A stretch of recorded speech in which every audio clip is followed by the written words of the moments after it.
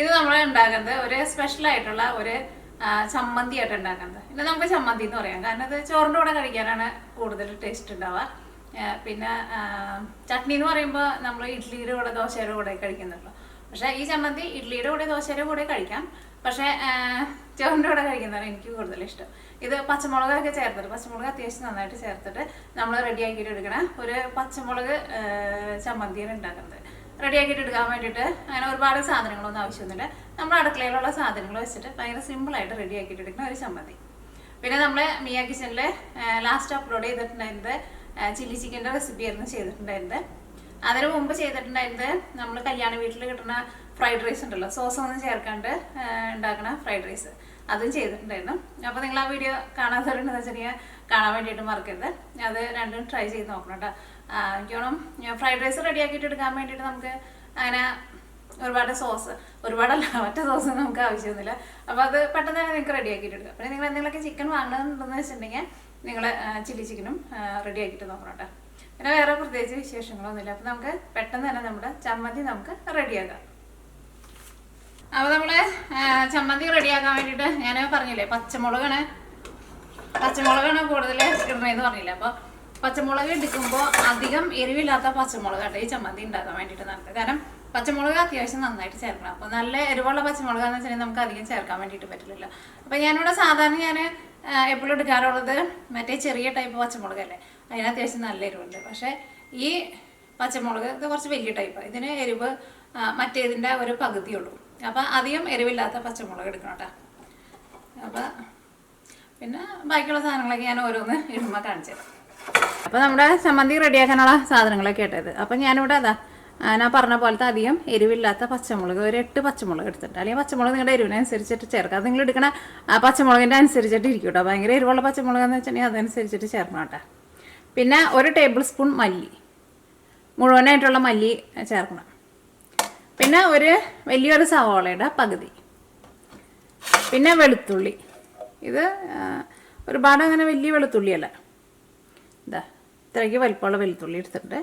അത് 2, 4, 6, 8 ഏകദേശം ഒരു 9 അല്ലെങ്കിൽ ഒരു 10 വെളുത്തുള്ളി എടുക്കുക. ചെറിയ വെളുത്തുള്ളി എന്ന് വെച്ചിട്ടുണ്ടെങ്കിൽ നമ്മുടെ നാടൻ വെളുത്തുള്ളി എന്ന് വെച്ചിട്ടുണ്ടെങ്കിൽ ഒരു 12, 13 വെളുത്തുള്ളി എടുക്കുക.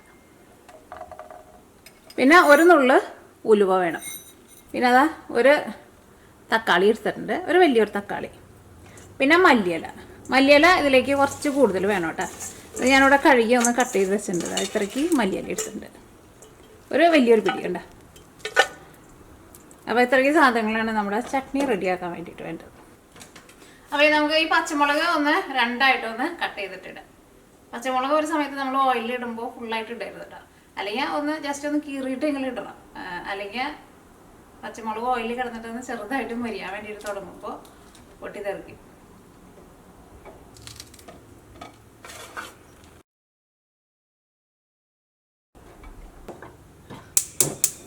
അപ്പോൾ ഈ ചമ്മന്തി റെഡിയാക്കാൻ വേണ്ടിയിട്ട് ഒരു പാൻ വെച്ചിട്ട് ചൂടാക്കാം. ഒരു സാധനം കൂടിയിട്ട് വേണം കേട്ടോ, വാളംപുളി. ഒരുപാട് ചേർക്കേണ്ടതാ, ഇത്രയ്ക്ക് വാളംപുളി എടുത്തിട്ടുണ്ട് കേട്ടോ.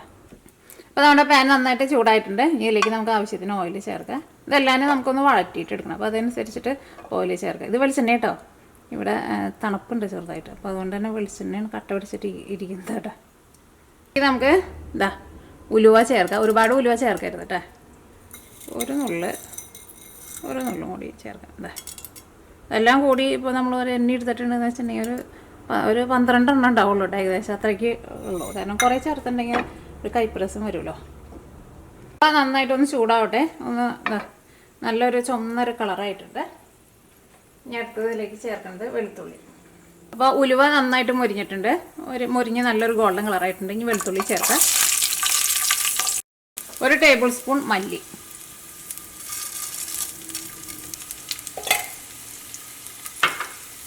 ഒരു മീഡിയം ഫ്ലെയിമിൽ വയ്ക്കാം.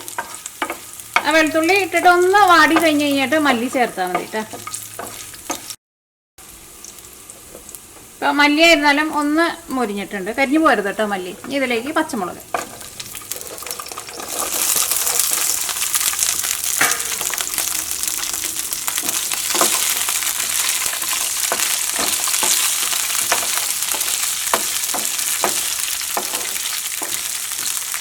ഇതിലേക്ക് നമുക്ക് ആവശ്യത്തിന് ഉപ്പ് ചേർക്കാം.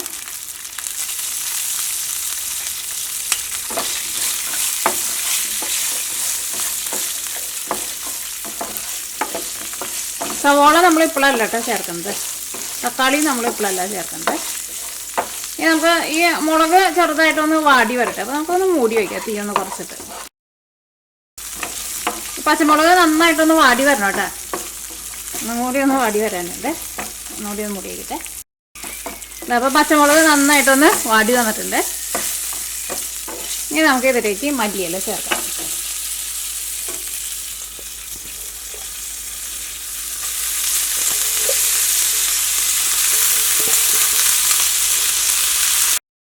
ഈ മല്ലിയിലയും ഇതിനകത്ത് കിടന്നിട്ട് ഒന്ന് സോഫ്റ്റായിട്ട് വരണം.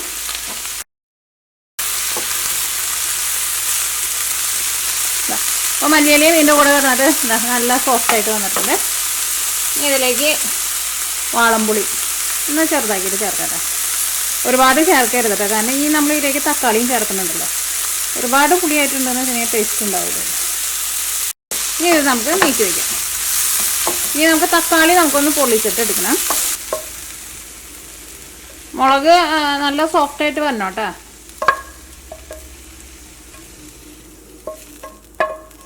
അപ്പം ഇനി ഇത് നീക്കി വയ്ക്കാം. ഇനി നമുക്ക് ഇതിലേക്ക് തക്കാളി കൂടിയിട്ട് ചേർക്കണം. തക്കാളി നമുക്കൊന്ന് പൊള്ളിച്ചിട്ട് എടുക്കാം. ഈ സെയിം പാനിൽ തന്നെ റെഡിയാക്കാം.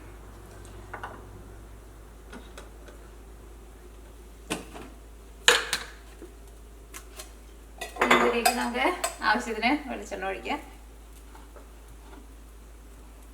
ഈ വെളിച്ചെണ്ണ കട്ടടിച്ചിട്ട് ഇരിക്കണേ, ഇതിൻ്റെ ഉള്ളിൽ നിന്ന് എടുക്കാൻ വേണ്ടിയിട്ട് ഭയങ്കര പാടാണ്. അപ്പോൾ ഇനി നമുക്ക് തക്കാളി പൊള്ളിച്ചിട്ട് എടുക്കാം. അതിന് വേണ്ടിയിട്ട് തക്കാളി നമുക്കൊന്ന് കട്ട് ചെയ്യാം.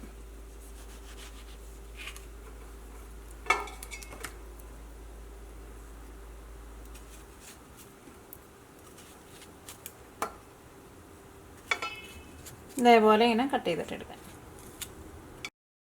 നമ്മുടെ വെളിച്ചെണ്ണ നന്നായിട്ട് ചൂടായിട്ടുണ്ട്. ഈ തക്കാളി നമുക്ക് ഇതിലേക്ക് വയ്ക്കാം. ഈ തക്കാളി അത്യാവശ്യം നന്നായിട്ടൊന്ന് മുരിഞ്ഞു വരണം കേട്ടോ. ഒരു സൈഡ് നന്നായിട്ടൊന്ന് മുരിഞ്ഞ് കഴിയുമ്പോൾ മറ്റേ സൈഡും തിരിച്ചിടാം. അത്യാവശ്യം തീ നന്നായിട്ട് കൂട്ടി തന്നെ വയ്ക്കാം. അപ്പോൾ തക്കാളി അവിടെ ഇരുന്നിട്ട് റെഡിയാണ് സമയം കൊണ്ട് നമുക്ക് ഇനി ഇതിലേക്ക് സവോളയും കൂടിയിട്ട് വേണമല്ലോ. അപ്പോൾ സവോള നമുക്കൊന്ന് കട്ട് ചെയ്ത് വയ്ക്കാം. സവോള ഒരുപാട് അങ്ങനെ ചെറുതാക്കിയിട്ടുണ്ട്, അതായത് ഇതേപോലെ ഇങ്ങനെ കട്ട് ചെയ്തിട്ടുണ്ട്. എന്നാൽ ഒരുപാട് വലിയ പീസല്ല, എന്നാൽ ഭയങ്കര പൊടി പൊടിയായിട്ടല്ല. ഇതാ ഞാനൊരു സാധനം വാങ്ങിച്ചിട്ടുണ്ട്. ഇത് മീനിൻ്റെ ചതമ്പല് കളയുന്നുണ്ട്. അത് ഞാൻ പുതിയത് വാങ്ങിച്ചത്. ഇത് വെച്ചിട്ട് മീനിൻ്റെ ചതമ്പല് കളയാൻ വേണ്ടിയിട്ട് നല്ല എളുപ്പമാണ്. ഇത് നമ്മൾ ഈ ഫിഷിൻ്റെ സാധനങ്ങളൊക്കെ വാങ്ങുന്ന കടയിൽ കിട്ടും. ഞാനിത് ഇവിടെ നിന്ന് വാങ്ങിച്ചത്, നാട്ടിൽ കിട്ടുമെന്ന് എനിക്കറിയില്ല. നമ്മൾ സാധാരണ കത്തി വെച്ചിട്ടല്ലേ ചതമ്പല് കളയാറ്, പക്ഷേ ഇത് വെച്ചിട്ട് ചതമ്പല് കളഞ്ഞാൽ നല്ല എളുപ്പമാണ്. ഒരു സൈഡ് മുറിഞ്ഞ് കഴിയുമ്പോൾ മറ്റേ സൈഡ് തിരിച്ചിട്ട് കൊടുക്കുക.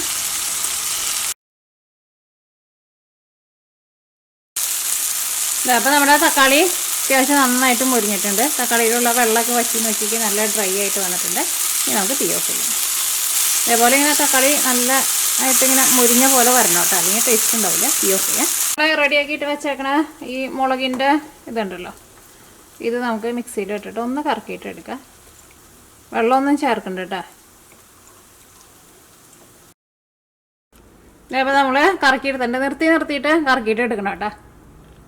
നമ്മളിപ്പോൾ അതിൻ്റെ കല്ലുമ്മ വെച്ചിട്ട് അരച്ചെടുത്ത പോലെ കിട്ടിയിട്ടുണ്ട്. അങ്ങനെ ഭയങ്കരമായിട്ട് അരഞ്ഞിട്ട് അങ്ങോട്ട് പേസ്റ്റ് പോലെ ആവണ്ട. ആ മല്ലിയൊക്കെ ആയിരുന്നാലും അതിൻ്റെ കൂടെ നന്നായിട്ട് ഒന്ന് പൊടിഞ്ഞൊന്ന് ചേർന്ന് വന്നോളൂ.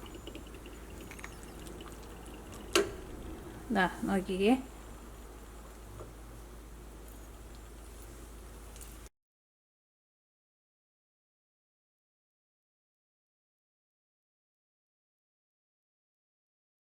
പൊളിച്ച് വെച്ചേക്കണ തക്കാളി ഉണ്ടല്ലോ, ആ തക്കാളി നമുക്ക് ഇതിലേക്ക് ചേർക്കാം. അത് നന്നായിട്ട് പൊള്ളിച്ചിട്ട് എടുക്കണം കേട്ടോ, എന്നാലും ടേസ്റ്റ് ഉണ്ടാവുള്ളൂ. പച്ച തക്കാളിയുടെ ടേസ്റ്റ് വരും. അതിനകത്ത് ഇതിൻ്റെ ആ ചെറുതായിട്ട് അതിനകത്ത് എണ്ണയൊക്കെ ഉണ്ടാവും, അതുകൊണ്ട് ഞാൻ തീ ഒഴിച്ചത്.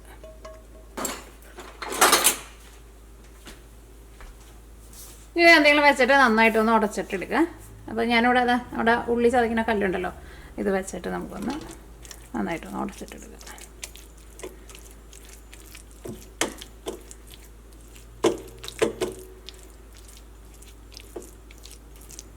നല്ല മണമൊക്കെ വരുന്നുണ്ട്.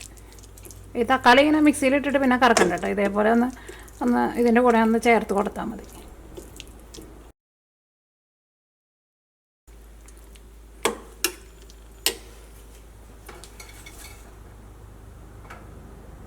ഇതിലേക്ക് നമ്മൾ കട്ട് ചെയ്ത് വെച്ചേക്കണ സവോള ഉണ്ടല്ലോ, സവോള ചേർക്കുക.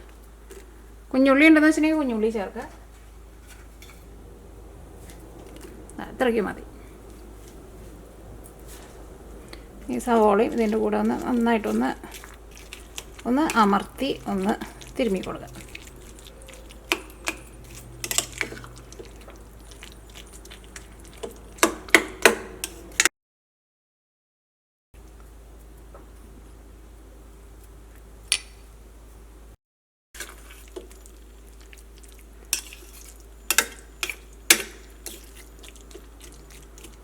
അപ്പോൾ സവോളയൊക്കെ ഇരുന്നാലും ഇതിൻ്റെ കൂടെ നമ്മളൊന്ന് നന്നായിട്ടൊന്ന് മിക്സ് ചെയ്ത് ഒന്ന് ഉടച്ചൊക്കെ എടുത്ത് കഴിയുമ്പോൾ സവോള ഇരുന്നാലും ഇതിൻ്റെ കൂടെ ഒന്ന് നന്നായിട്ടൊന്ന് ചേർന്നൊന്ന് സോഫ്റ്റായിട്ട് വന്നിട്ടുണ്ട് കേട്ടോ.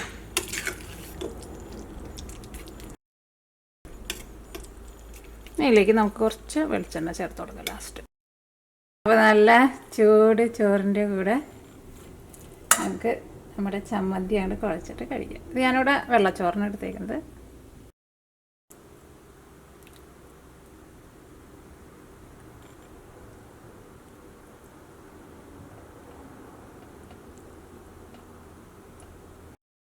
നമ്മുടെ ചൂട് ചോറിൻ്റെ കൂടെ ചമ്മന്തിയും കൂട്ടിയിട്ടാണ് കുഴച്ചിട്ട് കഴിക്കാൻ. നല്ല അടിപൊളി സൂപ്പർ ടേസ്റ്റ് ആയിരിക്കും. ഇത് ചോറൊന്ന് കഴിച്ച് നോട്ടിട്ടാ.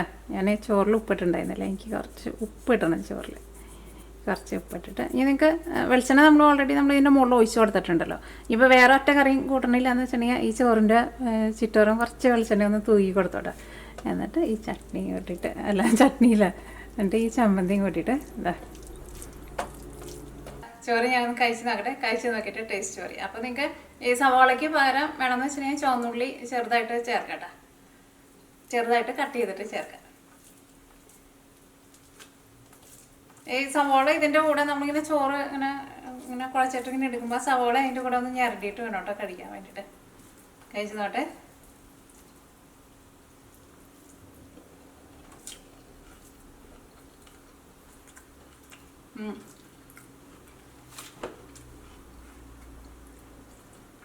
പുളിയൊക്കെ നല്ല കറക്റ്റ് പാകമായിട്ടുണ്ട്.